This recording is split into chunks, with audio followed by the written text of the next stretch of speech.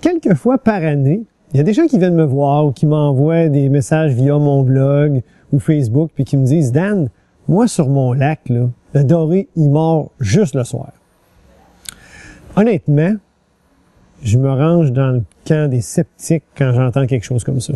OK? Les poissons demeurent des prédateurs opportunistes, puis il y a moyen de les faire mordre dans le jour.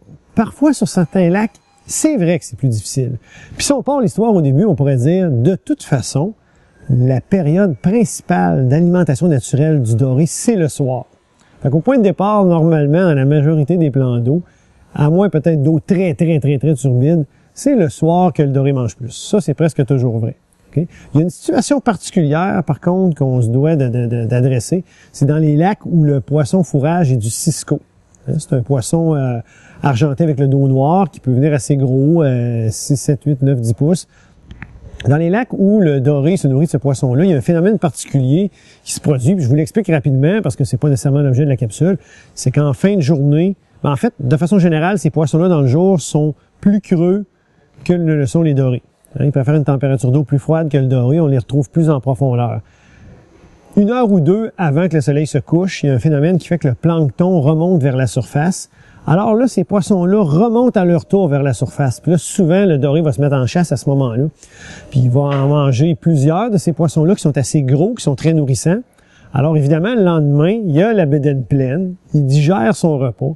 Dans ce genre de lac-là, effectivement, la pêche dans le jour est difficile. Puis, le doré, de toute façon, il sait que le soir venu, à nouveau, les ciscos vont monter en haut puis vont avoir accès à une nourriture abondante et des grosses proies.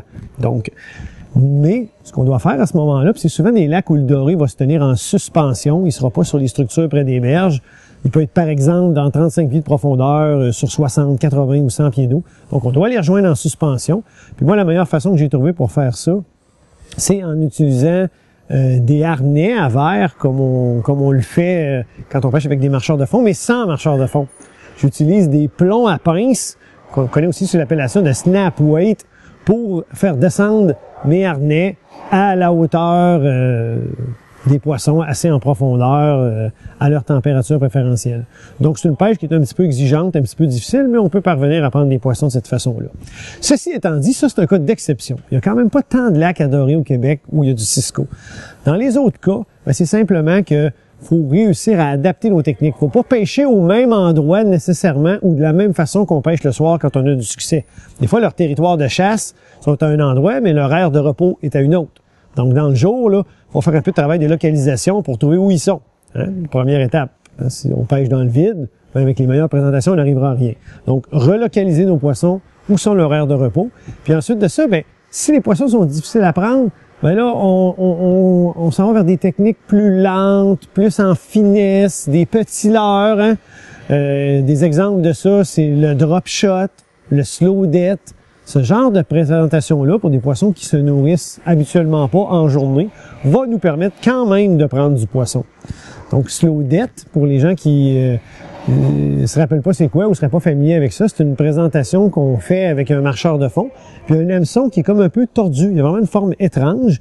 Ça donne un mouvement de spirale au demi-ver de terre qu'on met là-dessus, parce que c'est la façon classique de le faire, ou encore à certains leurres artificiels qu'on peut utiliser, comme le Killer Crawler ou le Pinch and Crawler chez Gulp, qui sont très bons pour ça. Donc, un mouvement de spirale de notre leurre qui séduit même les dorés qui ont plus ou moins faim. Puis c'est une petite bouchée. Alors, même s'ils n'ont pas très faim, ils peuvent être tentés quand même. Donc, dans ce genre de lac-là, il faut s'adapter. Moi, honnêtement, ça m'est pas arrivé encore de rencontrer un lac où il a été impossible pour moi de capturer du doré dans le jour. Donc, abandonnez pas l'idée, contentez-vous pas de la période de pêche du soir, travaillez en finesse avec des techniques lentes, puis vous allez réussir à trouver des façons de capturer ces poissons-là. Puis la technique de finesse ultime, je dirais, c'est d'utiliser une sangsue vivante avec un plomb coulissant puis une petite tête flottante. Puis ça, là, une fois on a localisé les poissons, si on leur laisse ça dans le visage, là, ça va peut-être prendre 20 minutes, 1 heure, 2 heures, tôt ou tard, il y a un doré qui va venir chercher cet appât vivant-là qui se tortille comme ça. On peut le présenter de cette façon-là ou on peut le présenter en drop shot aussi. Au lieu de leurre artificiel, on met une petite bestiole de ce type-là et ça fonctionne très, très bien. Donc, on n'abandonne pas sur ce genre de lac-là. Il y a moyen de prendre les dorés en pleine journée même si le soir, c'est très fructueux pour vous. Merci. À la prochaine.